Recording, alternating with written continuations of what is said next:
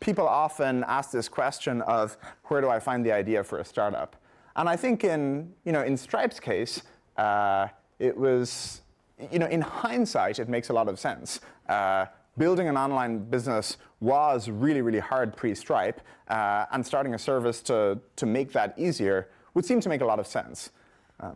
And that goes for a lot of other companies as well.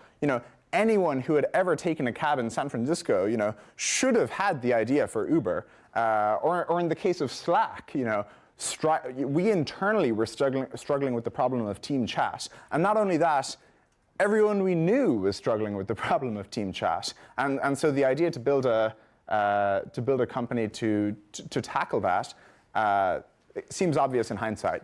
But that obviousness in hindsight doesn't really help you, right? Because if you only realize these opportunities after they've come along and someone has shown you the path, that doesn't really help you get anywhere. I don't know if any of you guys have read David Foster Wallace's commencement speech called "This Is Water." It's really, really good, and you should check it out if you haven't read it.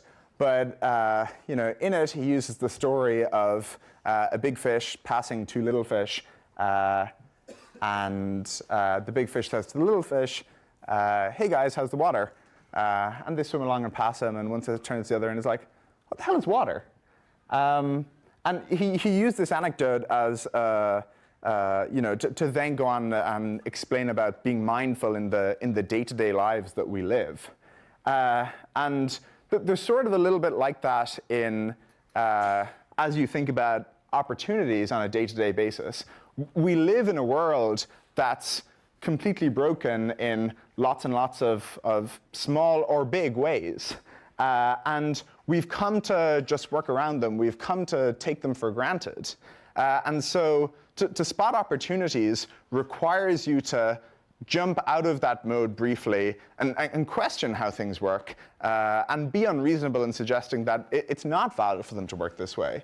And it should be interesting to note that the companies that are often successful in changing an industry are often not started by insiders, because the insiders, know too much about that industry. They've been swimming in that water for too long.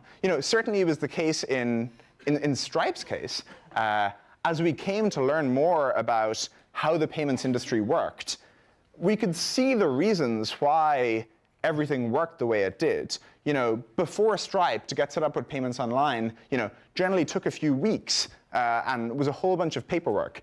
And as you get more into the banking industry and people say, oh, well, we need to collect that information to run our underwriting checks and fulfill our KYC, BSA requirements, you're like, yeah. And it requires you to stand back and say, no, wait a second, this is not how the internet works.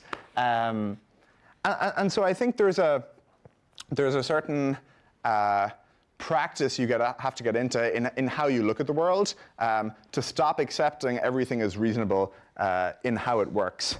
We are all swimming in opportunity, but it's often really, really hard to see it.